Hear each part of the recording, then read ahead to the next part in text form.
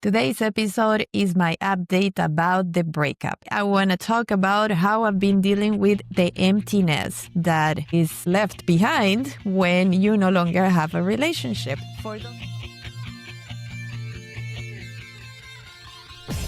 Welcome to the Happy Beyond Fit podcast with Maria Browning, former synchronized swimmer from Colombia turned into a lifestyle entrepreneur. For those of you that listened to my episode 6 months ago, I know that you have been checking on me and you've been wondering how I'm doing. Some of you have been sending questions lately asking how I'm really doing. I guess seeing my smiles on social media makes you wonder if I am really happy or if I am just posting for social media. And valid point. And for those of you who have no idea what I'm talking about, 6 months ago, I had to end the relationship that I had been on for 9 years. So today I want to share with you guys which has been the hardest thing, dealing with the empty space in the physical space in your house, the space of time shared with another person, as well as the emotional space inside of your heart, inside of your mind, your thoughts, because you are in autopilot used to making every single decision based on accommodating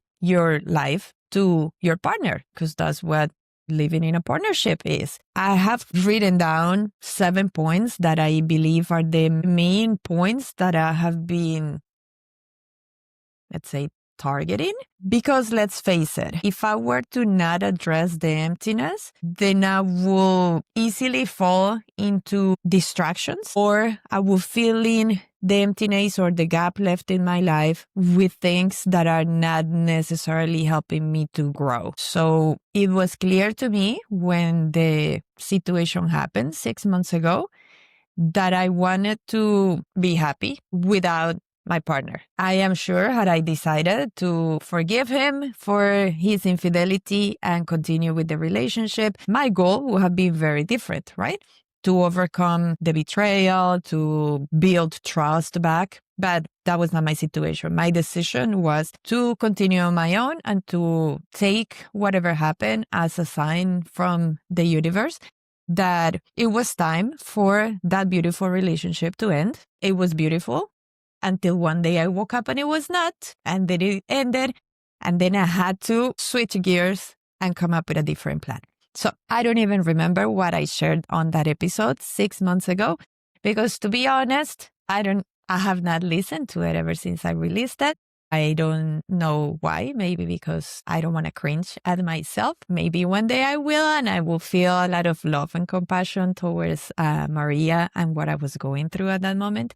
But I have not listened to it. So I hope I'm not repeating myself with this. And if I am, then let this be reinforcement of the things that had worked for me, because whatever I'm still doing after 6 months, for sure, there are already new habits in my life that have worked and have helped me to stay strong and to be able to continue my life feeling joy, because that's the main point, to not be miserable. Let's address the emptiness. You wake up on day one knowing that you no longer have a relationship. So there's a lot of things going on. But the main thing is that for me, it was clear that I could not distract myself with instant gratification. Otherwise, that was just going to delay my process of healing, therefore delaying the point of me going back to being happy. So very clear that I didn't want to use friends, conversations, social gatherings, trips, adventures, alcohol, flirting, going on dates again, which has been my default setting all my life. I've never been single for this long in my life. I am actually very proud of myself. 6 months single.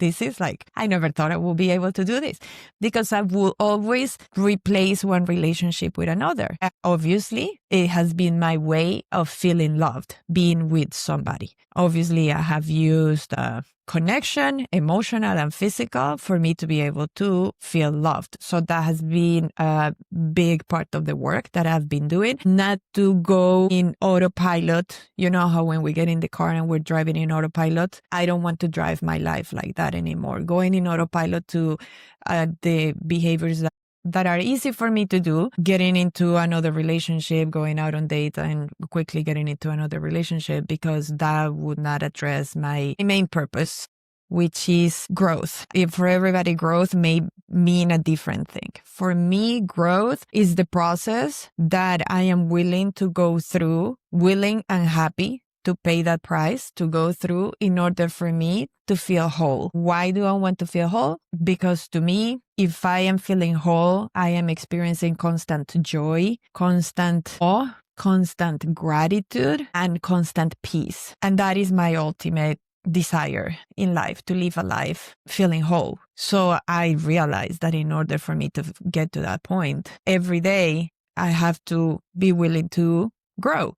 And growth doesn't happen unless there's pain. Obviously, growth is always going to be uncomfortable and painful. So if this is the price I needed to pay to heal my inner child wounds, for me to change my autopilot decisions, I decided to embrace it that way. I decided to remove myself from the pain, the anger, the expecting my ex-partner to show up, apologize, try to make me feel better. I decided to make the decision to carry the responsibility of making myself feel better on my own. He has nothing to do with it. So with that being said, if I fill in the emptiness with instant gratification, I would not go through the pain of the growth. So it was very clear to me that I needed to be very mindful of who I surrounded myself with, the habits that I decided to engage in during this process, the things that I would listen to,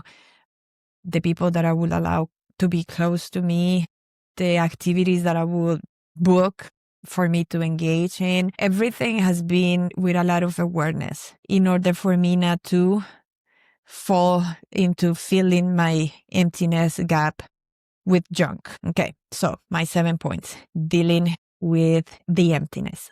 Point number 1, how can I show up for myself to provide all the things that no one else can provide me with? The things that maybe I was expecting my partner to provide me with, or that I was used to him provided me with. How can I show up every day for me to fill in that gap with myself? In few words, now that I'm listening to myself out loud, how can I date myself? So what do? I show up for myself. I remind myself that I want to be whole. So how can I show up for myself every day for me to be whole? And if being whole for me means joy, peace, happiness, all. So as far as peace goes, I show up for myself every day meditating. I've been meditating every day for 6 months.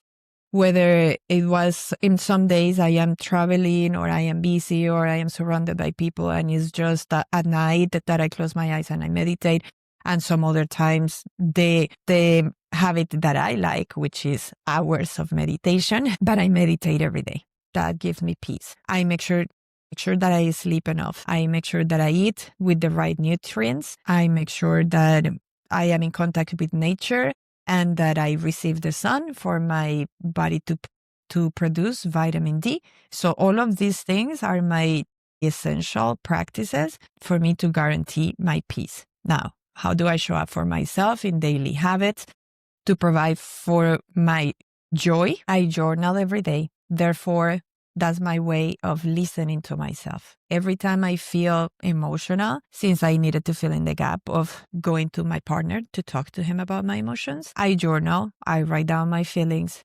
I ask myself the questions that he will be asking me or that another person will be asking me. And then in this way, I listen to myself and engage with myself and I get to the root of why I am feeling these emotions. Therefore, I feel listened. I feel that somebody's paying attention to me. And it is myself for the first time. I acknowledge myself, pat myself in the back, because let's face it, when we talk to our partner or a friend about our emotions, is because we're seeking validation, right? So I am giving this validation to myself and I am showing up every day doing it. I acknowledge the moments that are difficult, that are hard, and I remind myself the reason why I'm feeling these emotions and that there's no need to react to the emotions. All I needed was to listen to them and feel them instead of trying to avoid them. Because if I try to avoid them, they just keep bottling up and making me even more unease and more uncomfortable. But since I'm listening, I am writing down different ideas, different options, because that's another thing. I am not the type of person that welcomes advice. I know, something I need to work on. I welcome advice when I ask for advice. But if I'm not asking you for advice, not welcomed. So I give myself the advice, different options, so that I can consider different ideas. So I sit in contemplation every day to guarantee that I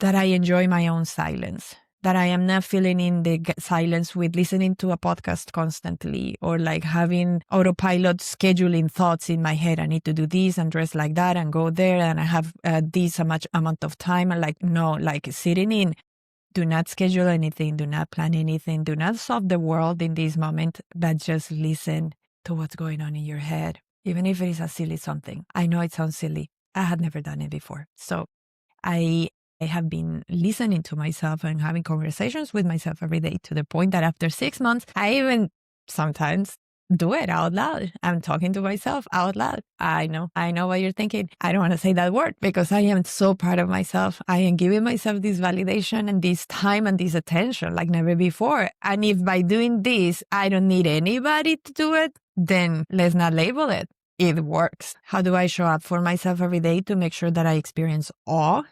Because being in awe is amazing, guys. It's like when you start dating somebody and you're in awe, when you really like that person and you're in awe and everything that they say, you discover a new thing and it's like, fantastic. Or when you're traveling and when you discover a new place or food, living in awe is amazing. I want to feel it every day. It's a part of my wholeness. So I show up for myself every day being curious. Being curious allowed me to surprise myself, allowed me to be surprised by people. So I ask a lot of questions, like my guests at the podcast, or when I am with the company of somebody, I am very curious about their thought process, what they are going through in life, because everybody's teaching me something. So I'm curious, but at the same time, I'm playful. I'm trying not to take myself so seriously and get together with people just to be silly and to talk about something that doesn't need to be that transcendental, because I tend to only want to gravitate towards those conversations. I also allow myself to give every day. I am mindful of what I give and putting myself in service to others, but also to receive. And receiving is a big one for me that I am not used to. Receiving, for example, praise without feeling the need to say something back at that person. Receiving love without feeling the need to do something in exchange to compensate for whatever that person gave you, whether it was time, then compensate with time or with words or with a present or no, like just receiving for the heck of receiving. I've never practiced this before, and it's been very beautiful. So I think we need to rename point number 1 as dating oneself. Don't forget to comment, like, subscribe. And now that I am on 2 more platforms, we are on Apple Podcast, Amazon Music, as well as your usual YouTube channel and Spotify channel. So please help me, support me in all the different channels so that I can continue to grow. Please help me to spread the word. Help me with your comments, share episodes with people that can resonate with them. And in this way, I keep getting very excited to continue to do this project. Thank you guys so much. Point number 2. Who are the voices or the people that I am allowing consciously to influence my life? Because let's face it, we are very suggestible. Whoever is next to us, and even if it's background noise that we keep listening to it ends up influencing our life in one way or another. So I've been very mindful of protecting what comes inside of me, not to allow my mind and my feelings and my emotions to get contaminated, purposely choosing the books that I am reading, not for these to be things that are going to feed emotions, fire. I don't need to explore trauma at this moment. I need to overcome a new hard experience that I just went through with the breakup. So working on trauma to me didn't make sense. It will get me stuck in emotions, maybe feeling emotions that I don't want to recreate. So just wanted to shift into my future and my goal of becoming whole. I'm fully reading the books that are going to take me there. And as you guys already know, one of the main people that I allow to suggest things and to talk to my subconscious. If you listen to the episode 6 months ago about the breakup, I mentioned him at least 20 times, Dr. Joe Dispenza. So I continue to reread some of his books, redo the work that, especially with the book, Breaking the Habit of Being Yourself. I do the work once a year. I've been doing it for 3 years. This is the 4th year, I believe, because you change who you are, but then there's another thing that you can change and change and change. So I love doing that work. I love listening to his meditations. I also am very mindful of the podcasts that I listen to. And I allow myself to also listen to some podcasts that are silly, that are playful, that don't need to be teaching me something in particular, but just allowing me to relax. Because I do know that that's something I need to work on instead of just like over booking myself with important and transcendental stuff. Even social media, I am followed at least 300 accounts that were no longer serving my purpose. You know, many accounts, you don't even know why you follow them because you don't even remember who that person is. So I did a cleanup on my social media so that my feed will show me different things and the things that I needed for my spirit. And those of you that have been following me on social media and that watch my stories, which is Maria's intimate journey, you have seen that I share with you guys some of the thoughts and the things that pop up on my feed, and I just take a screen picture of it, or I just reshare that post to share with everybody my thought process. Sometimes it's something that I agree. Sometimes it's something that I'm like, I'm wondering if this is because of this or that. And then I ask you questions as well over there. But even social media, I was very mindful to curate it, to curate the people. Obviously, DX is blocked so that I wouldn't have any distractions because I don't need to be looking at anything or anything related to his business that reminds me of that. At this point, I am at a different state of mind in which the thought of my ex doesn't ruin anything for me, is not disruptive anymore. I can think of it and like, oh, okay, and then move on very easily. But because I've been training my mind and my thoughts, and that was the main sharing on my last episode, I believe, how I was training my thoughts, right? And very surprisingly realizing that I am no longer interested in listening to podcasts that I used to listen to as an activity with my ex. Not that we listen to it together, but we will comment on these episodes. Like, for example, Joe Rogan's podcast. Now I realized that it was a way for us to connect, to talk about the things, and for me to understand where he was coming from, because his mindset was very similar to Joe Rogan's. So for me to understand his way of thinking and his way of being. But since he was no longer in my life, I didn't feel the need to listen to Joe Rogan anymore. Even the kind of TV series or movies that we used to watch together, I have zero desire to watch them on my own. And also realizing like, oh, well, pretty cool, because I was enjoying it, fully enjoying watching those things with him, but because it was our way to connect. It was not necessarily because those were things that I enjoyed on my own. But then that was another emptiness. Like, what do I watch now? Do I watch the same things? And then realizing, oh, I'm no longer interested in this. So what can I watch now? And then choosing now for myself blows my mind. That's something as simple as that. Because I'm not the kind of person that watches much TV on my own. For many years, I remember there were like 10 years of my life that I did not turn the TV on. When I moved to this place 14 years ago, I didn't even have a TV for the first, 3 years. And then the reason why I got back in the habit of watching TV was because of this recent partner, because that was his thing. That was his way to unplug from reality every night after work. So then I jumped in as a way to connect with him. But because I now have this habit of every night watching TV, then I needed to rethink which kind of things I want to watch. So anyway, I am very much into watching documentaries and journalism. In particular, lately I've been into learning a lot about Mariana van Zeller and her National Geographic series, Trafficked, learning about the black market all over the world in all different areas, all the different black markets, and understanding everything from all the different perspectives and understanding that everybody's a victim and everybody's a prey. Very important work that I've been doing as well for me to keep myself neutral and not to necessarily jump to conclusions and judge people, because you never know until you really find out their lives. Another way for me to maybe also not judge my ex for what he did.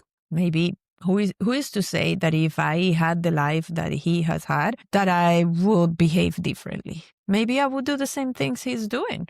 Maybe I would sabotage my beautiful relationships as well as him. So maybe this is my way of just training myself not to judge anyone, but put myself in the shoes of others. And this documentary, I highly recommend it. It has been so eye-opening in so many different levels. Okay, so point number 1 was dating self. Point number 2, let's call it the voices around you. Point number 3, let's call it the people around you, the energies around you. This one goes to which kind of people I was going to allow into my life, into my space, into my healing journey. Not necessarily that I wanted to talk to them about the journey itself, but I needed to curate the energies that will come to me. For example, I have been choosing people that are constantly challenging themselves, that are into growth as well, constantly evolving without sharing it with anybody. It's just their natural process, kind of like me, without it making it a teaching lesson for anyone. No, it's just their normal selves. But therefore, it's not people that are trying to impose their beliefs or talk about themselves. No, if you ask, you find out what they're doing.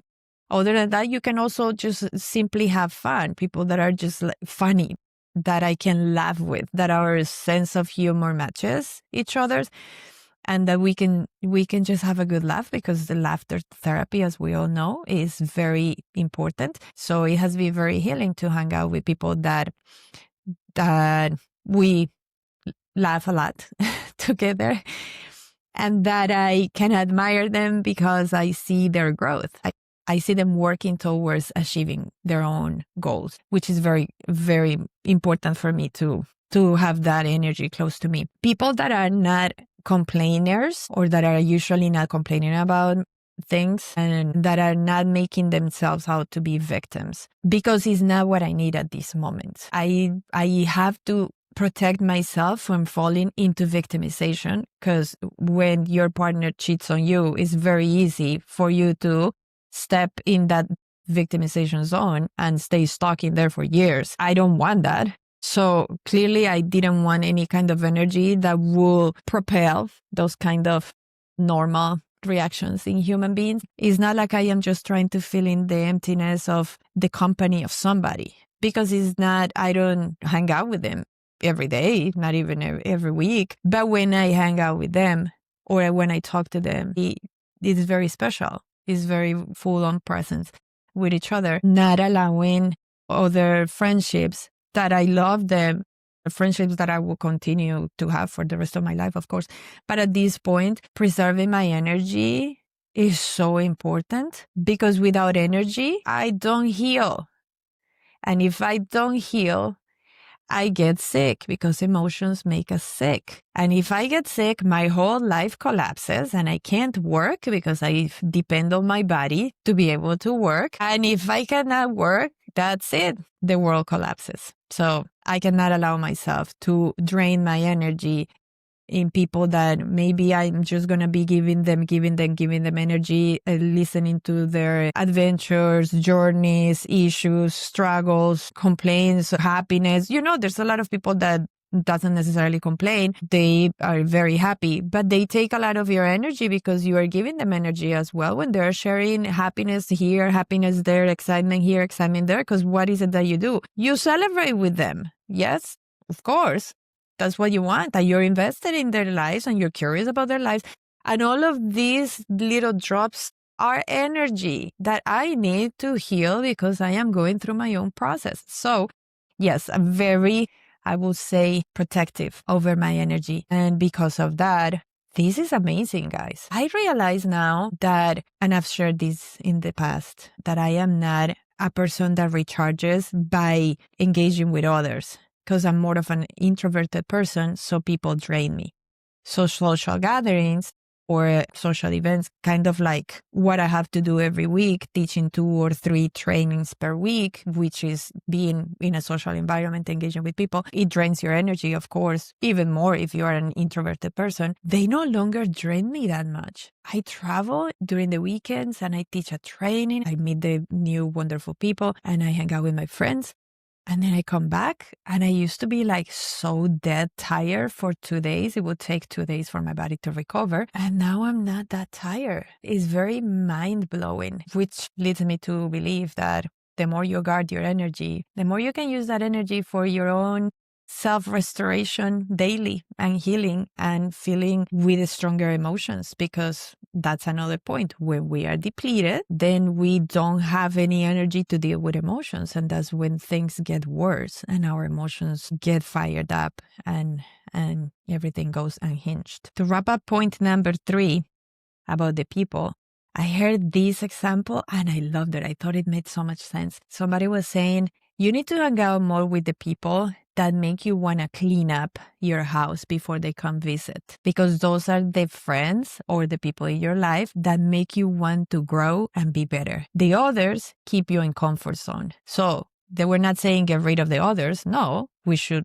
have all kinds. But when you want growth, then hang out with people that make you want to clean the house before they come for a visit. Isn't that the perfect example? There are some people that really make us like clean, scrubbing and clean even the drawers and everything. But there's some others that you don't care. They can show up and you are just who you are in front of them. And it's not that you're pretending with the others. It's just that you care about their opinion because you know those are people that you keep on a high standard. Boom. So let's call number 3. Hang out with people that make you want to clean. Okay. Point number 4 on dealing with the emptiness. Specificity of goals. That's something that I needed to shift. And it has taken me years of doing the work with Dr. Joe Dispenza to get it more in autopilot, understanding how to apply this to every area of my life. For example, instead of saying I have a goal, let's say I want my next relationship to be a better one, a more healthy one. That's very generic.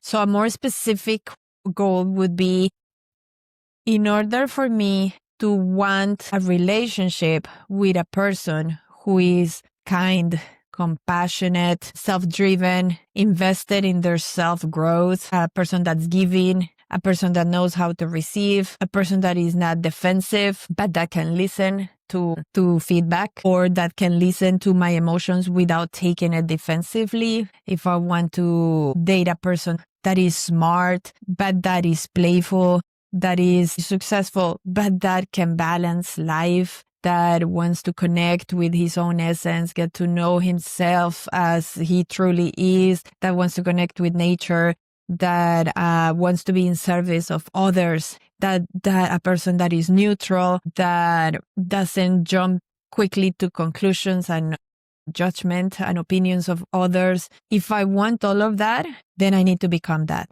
first. And then by default, the universe will have no choice but to match my energy with somebody that is a good match for this person that I have become. So see, instead of saying that the goal is to get in a better relationship and then start dating people, trying this one, trying that one, which I will have totally done in the past. Let's remember, it's been 6 months. It's been way too long. So I will have already dated a couple at least and already started another relationship. I am 100% sure of that. Then instead of that being the goal is me becoming the person I want to date. Boom. So then the quantum has to match my energy. Makes sense. Another example, if I want money, because we all want money, let's face it. I mean, we live in a world in which we need money. When we say, or when I say that I want money, I'm pretty much saying I don't want to have to worry about money, right? Instead of saying I want money, then I need to start acting like a person that has no worries about money. So how would that person act? That person will probably be on point, paying taxes, paying bills, saving money, being alert and identifying and aware of investment opportunities. And when people have money, what's the thing that they start doing? They start giving back, right? The more you receive, the more you want to give back, because that's how it fits itself, the whole ecosystem. So giving back, not just money, but in time, in attention, in awareness of these people are in need, then maybe they may need help. So I need to start acting like that person in order for the universe to have no choice but to match my energy. Or if I want a hot body, for example, as a goal, then fill in the gap. Now you can do the homework, right? Start acting like a person that already has a hot body. If they have a hot body, is most likely because they are disciplined, because they are mindful of what they eat, they are mindful of exercising every day, and mindful eating and supplements and at the right amount of protein every day, and hydration and self-care. Probably a person that would have as a non-negotiable to exercise every day, maybe first thing during the day, so that you guarantee that you did your workout and then there's no risk of not doing it. A person that just does it in autopilot, right? So when you get in that autopilot, therefore, the universe will match you and give you the perfect body. Of course, you will achieve the results. You get my point, right? Point number 4 is specificity, and applying the specificity of the goal to oneself. So let's call it that. Specificity of oneself. Boom. Point number 5 on dealing with the emptiness. Dealing with the unavoidable low. Very important one. When we are going through an emotional issue and we stay stuck in these emotions, reliving them, rethinking them, re-talking about them with several people, going to bed to dream about it, to fall asleep thinking about it, or to not being able to fall asleep because you can't stop thinking about it, waking up in the morning and that's the first thing you think about, which is what happens when there's a shocking situation, like what I went through with the breakup, finding out that my partner had been in another relationship for a year and a half, was very shocking.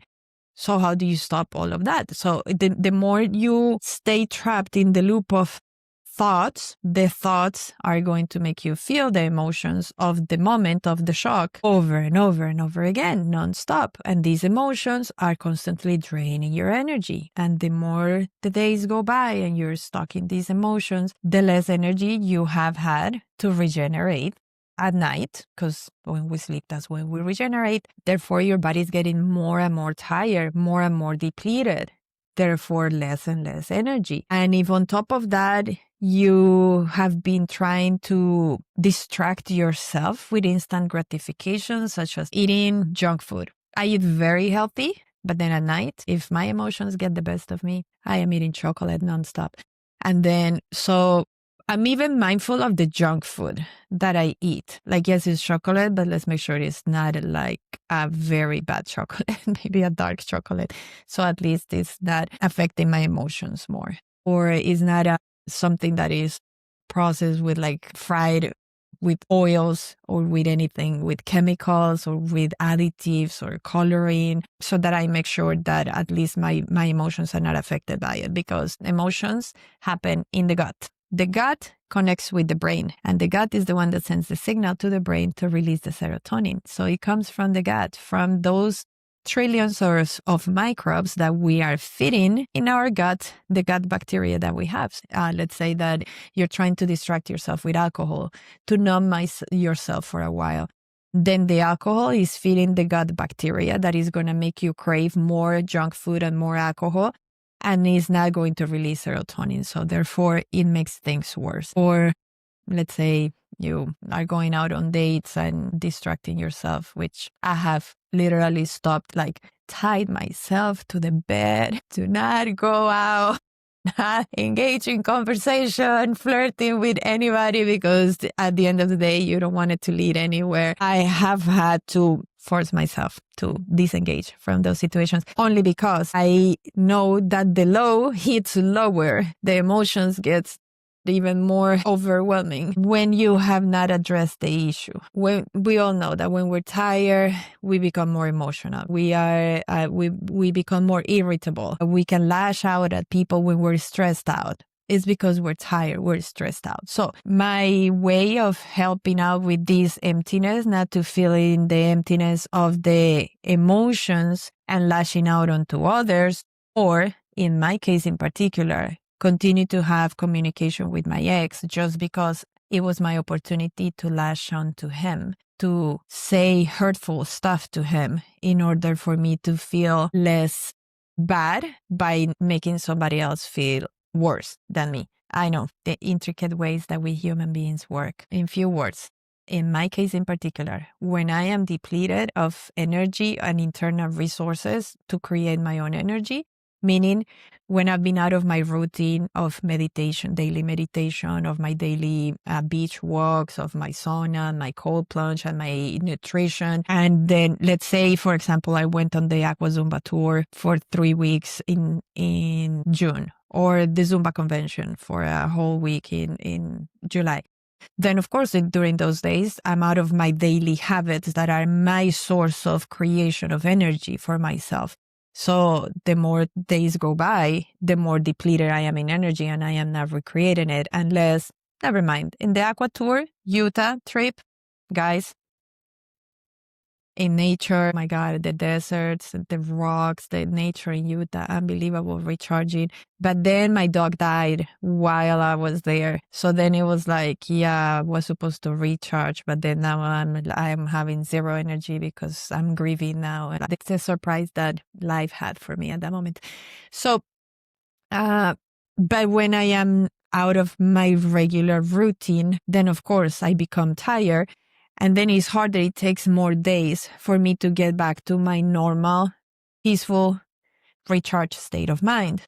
For example, since now I mentioned that my dog died at the end of, she died on June 21st. And we were in Utah. And then we had to stay for another extra week traveling with the Aqua Tour. So then by the time I came back home, 10 days later, of course, I was depleted of energy. We had been on tour for 3 weeks, traveling, teaching, engaging, having fantastical, magical moments, which are high, high, high, high, high, high, high. But then the way the body and the brain has to compensate the duality of life is by bringing lows, something painful to compensate all the hormones in the body. So I come back home after 10 days of my dog passing. And I hadn't even opened the door of my apartment and I was already crying. On the elevator, I was already crying, feeling the emptiness of my dog not being there at the elevator with me, and coming home, opening the door to seeing her essence everywhere. She was no longer here. And then everything hit me again. Like, my son's no longer living with me. Now my partner is not here for a few months. And now I don't have my dog. And that's when it hits me that I had been relying on my dog as a source of love and companionship. But then all of a sudden I was like,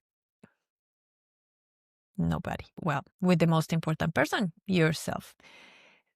It hit me very hard. It almost felt like I went back to zero, to day one of the breakup. I felt the emptiness as I had not felt it in all the prior months. The emptiness of my relationship, it was very tough. And I knew it was just the grieving, and I cried and cried I didn't want anyone around me.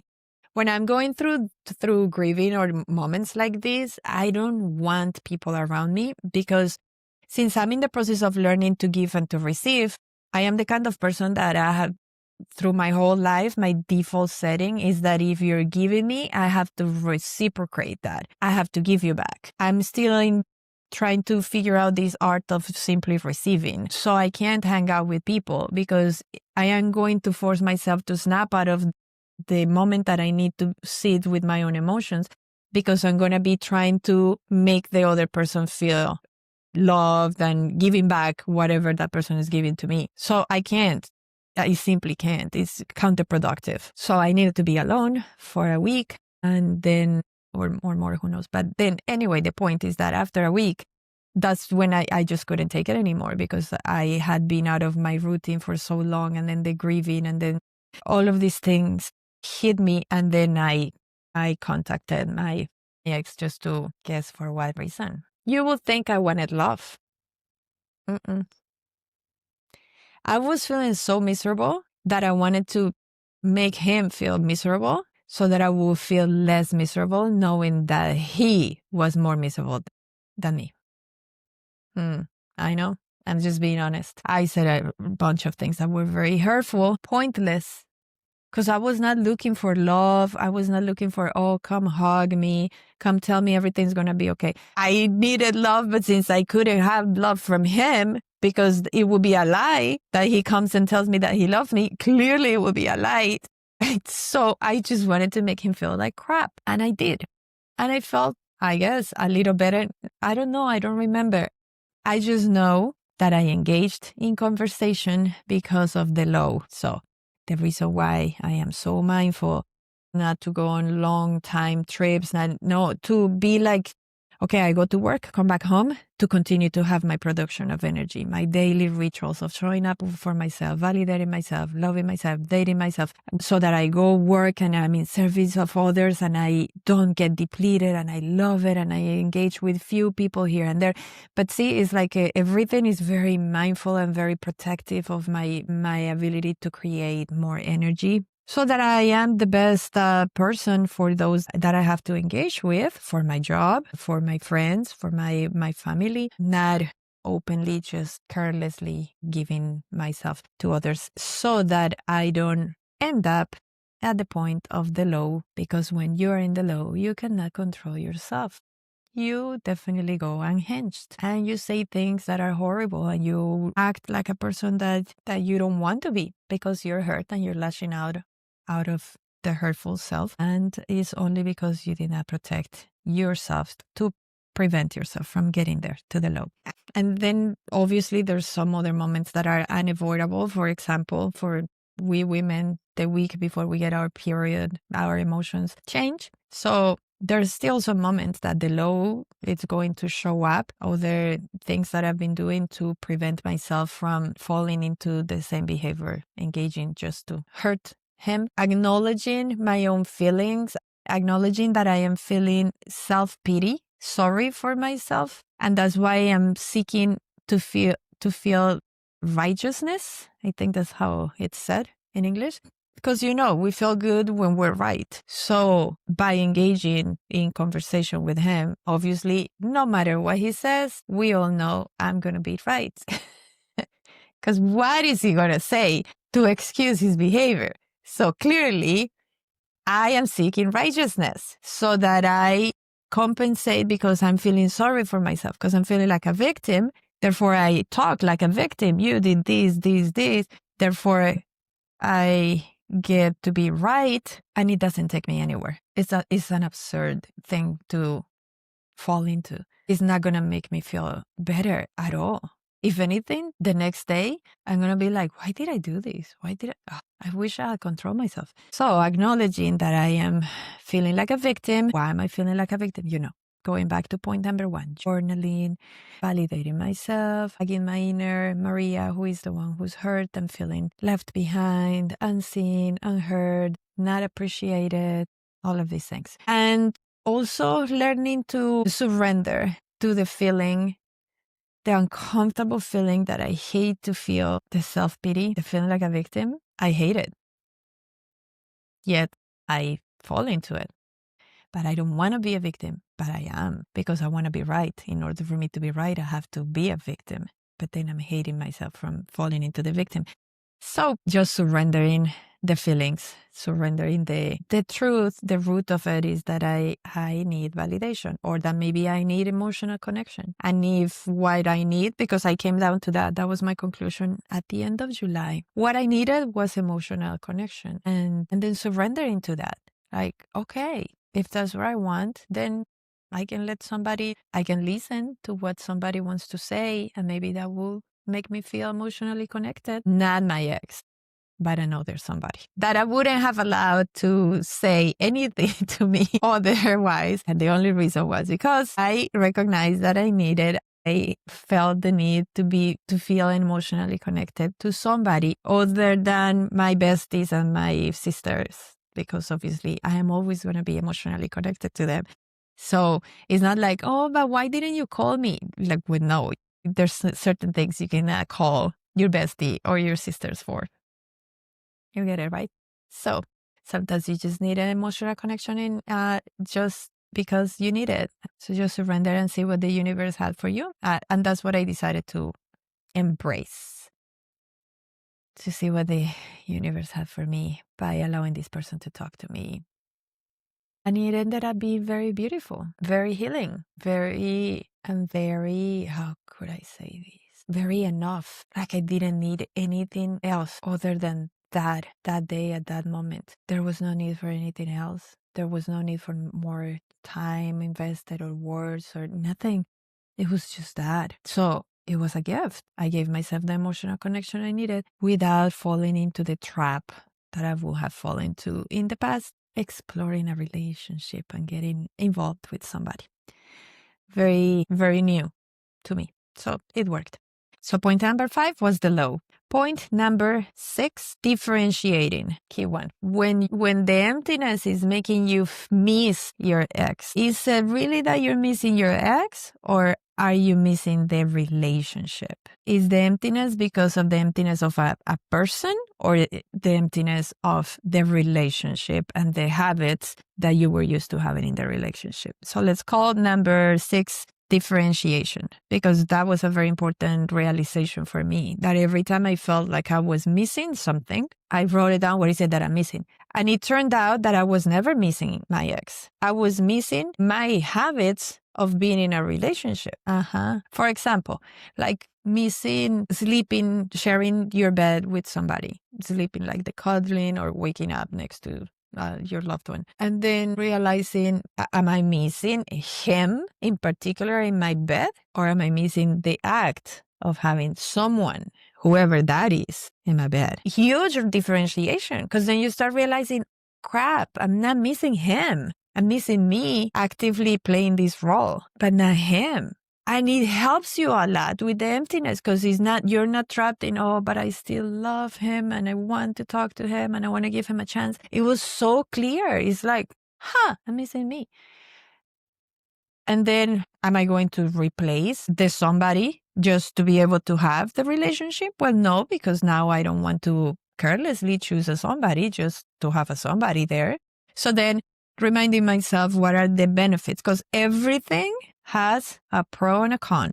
There's day and there's night. There's hot and there's cold. The duality of life is present in everything. So even the things that we think are so bad, believe me, they do have some benefits to our lives. So being able to be honest with myself and recognizing the benefits of it. So it's like, oh, I'm missing having a person in my bed.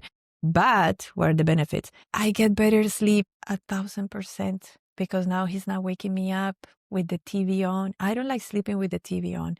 So yes, I ended up not having good nights of sleep. So now I have better nights of sleep. That's an amazing benefit. Therefore, I wake up rested and happy and with a clear head to begin my day and to create the day that I want. That's a huge benefit. Now I'm enjoying solitude a lot, because now I have found the benefits on everything, on every single piece of my life or my time that I was missing something. It ended up being that I was missing the relationship, and it ended up that there's all kinds of good things about it. So to be honest, I am really enjoying solitude. I'm really enjoying silence. It feels whole every day. It feels so beautiful. It's not a high, excitement. I can't believe it. I can't wait. No, it's not a low. It's a constant, and I don't want to get out of this. It's so beautiful, so new to me, so different. For the rest of the world that has experienced being single and enjoying solitude, oh my God, I never believed you when you said it before, that it was amazing. I thought you were just trying to pretend that you were being happy. But now I get you. This is at another level. Like the completeness and the fact that I am completing myself. Oof, it's hard to explain in words. The feeling that I'm in good company at all times. And I don't have to escape trying to have background noise or people, filling the space with people or with adventures or with experiences or with conversations or with podcasts or with a book, but I can just be in silence with myself, to be in awe and to feel love and to enjoy it so much. Oh my God, I wish this on every single person. This is at another level. Anyway, last point. Point number 7 on dealing with emptiness. Momentum. Momentum is the invisible force that takes something tiny and makes it into something big.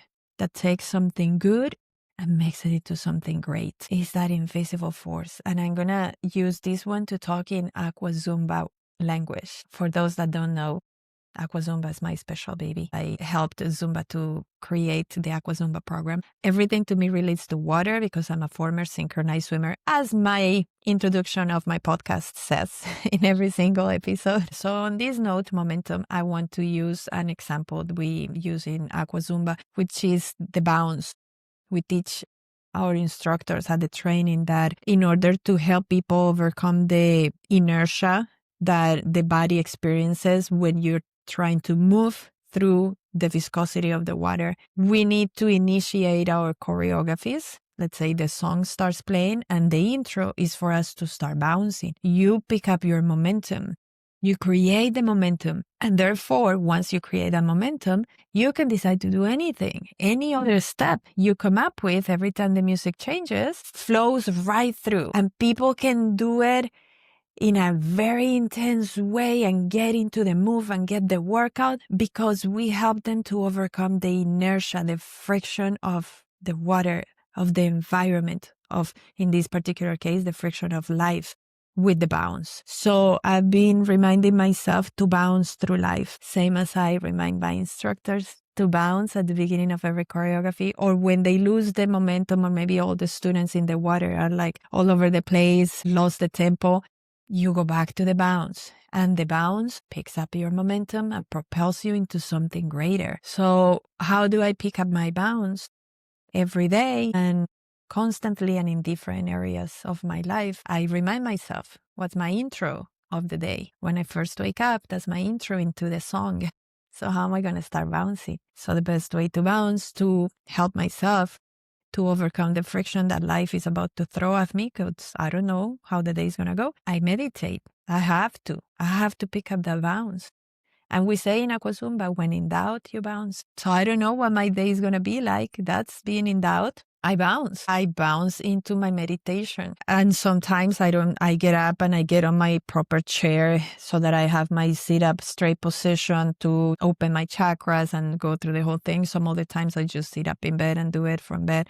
Sometimes I'm still laying down and I do it, but I have to create my day. I have to start. That's my intro of the music of my day, my bounce. In that same situation, I could share with you how I bounce for all the different areas. How do I bounce with my nutrition, making sure that the intro of the food that I put in my body, the intro to overcome the inertia of life, it has to be nutrient-dense food that are going to supply my body with the nutrients that it needs to do all of the functions that I need the body to do for me to accomplish all of the goals. Yes, that bounce. I don't know how the song is going to end. Maybe the end of the song doesn't go as well and I end up eating platanitos or maduritos at night. But anyway, I picked up my bounce and I initiated and I stayed with the bounce, and every decision I made regarding food was on top of that momentum that I created initially. And same with exercise. The way that I pick up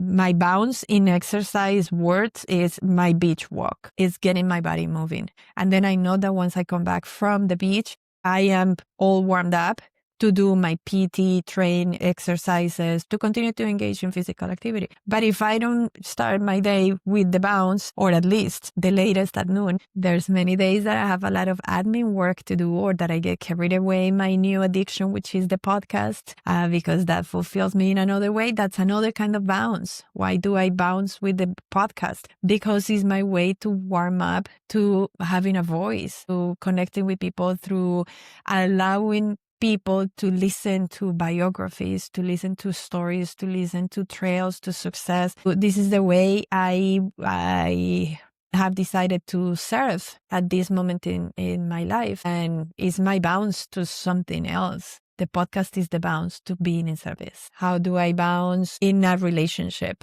I bounce every day by visualizing that I am already in a beautiful relationship and I am absolutely in love and with a partner that is an amazing match for the kind of person that I want, the kind of relationship that I want, that is a match to who I have become. And in my visions, in my meditations, I feel the feelings of my relationship. I am in love. I am in a relationship already. I feel the love every day and the excitement and the connection every day, because that's my bounce, that I initiated my day with that bounce. I'm bouncing in my relationship as well. So whenever the music changes relationship wise and it takes me to another route with a person here and there, I have already picked up that momentum and that bounce because I've been working on myself, becoming the person that I want to date in the future. And you can fill in the gap with different examples of how to bounce in life, but it's how it's helping yourself to overcome the inertia. And it's the tiny little moves that are the simple, the nothing fancy, nothing pretty, is a basic bounce, for example, in Aqua Zumba. It could be the most boring move of all the moves that we have in Aqua Zumba, because it's just a bounce, but it's the key to greatness. So on that note, I'm going to end bouncing through life. I should have called this episode that. To wrap up, guys, thank you for checking on me. Thank you for keeping up with me, for your beautiful comments, feedback, DMs, words. When I've seen some of you in person and you have let me know in particular how me sharing my journey of the breakup has been very helpful in different ways, very eye-opening in different ways, even for some that are not necessarily going through a similar situation, but just to see me sharing my vulnerabilities. It's almost like giving permission to themselves to also feel vulnerable and know that vulnerability can also be pretty. We can make it cute. And it's just the reality of life. So in few words, I do feel that I became a different person already. Maybe I'm lying to myself, but as Marisa Peers say, tell yourself a different lie, because then eventually you end up believing it. So instead of saying bad things, say good things, good lies, and then you end up believing them and you end up there. Maybe I'm just lying to myself and I'm just telling myself a different lie and I have believed it, and then it will take me somewhere near where I want to be for sure. But it feels very real.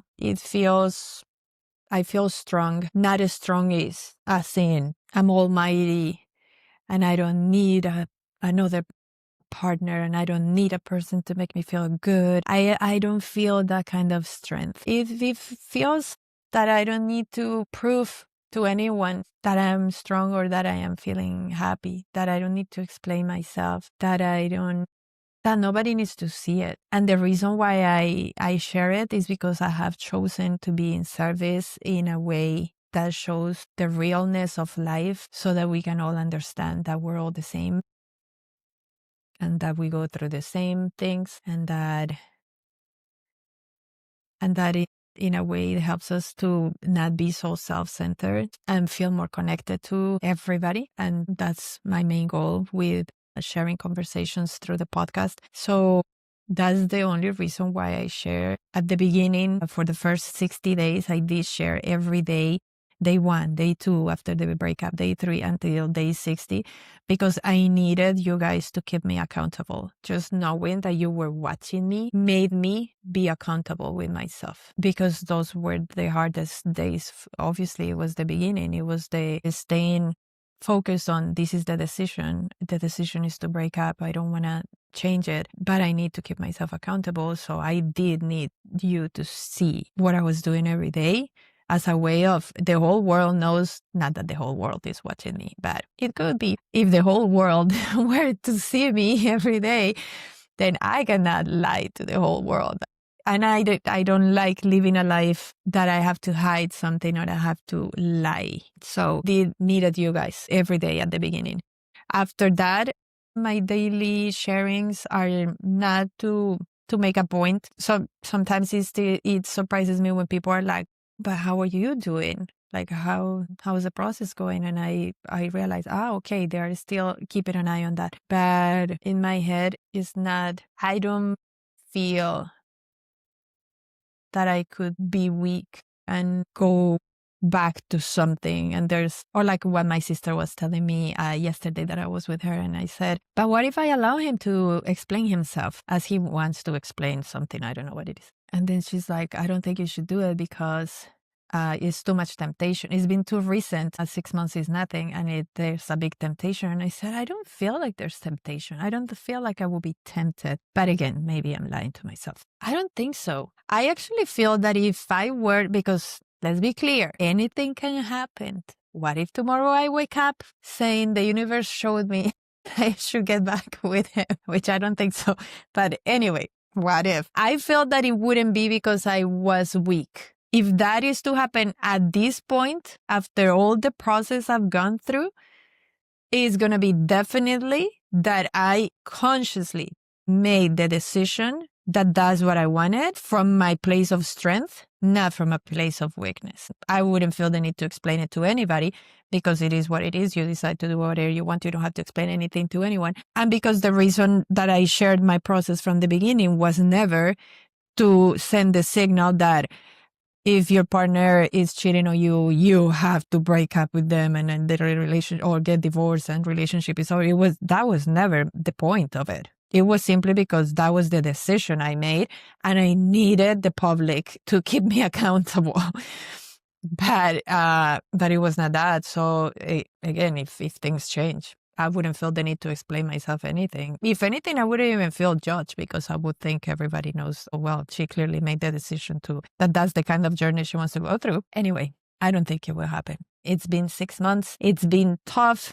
My dog died and it was so painful on top of what I was going through. And then I believe the lesson or what the universe wanted me to do through these last few months, or maybe for the last couple of years in my life, ever since my son left home, was for me to surrender, to release all the big attachments in my life and to surrender to what the universe wanted to show me.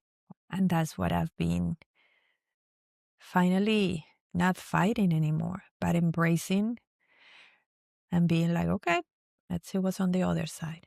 And it feels very peaceful. And it feels beautiful. And I feel joy every day. Pure joy and pure love. I feel more loved 100% now than when I was in my relationship. Because now I'm loving myself. I am seriously showing up for myself. And that is the biggest gift. What a gift to realize and to finally surrender and embrace and receive the gift of learning how to love myself. So thank you guys for listening to this long sharing. Thank you for the love you keep sending me. And let's continue the process. And don't forget to comment, like, subscribe. And now that I am on 2 more platforms, we are on Apple Podcast, Amazon Music, as well as your usual YouTube channel and Spotify channel. So please help me, support me in all the different channels, so that I can continue to grow. Please help me to spread the word. Help me with your comments. Share episodes with people that can resonate with them. And in this way, I keep getting very excited to continue to do this project. Thank you guys so much. Ciao.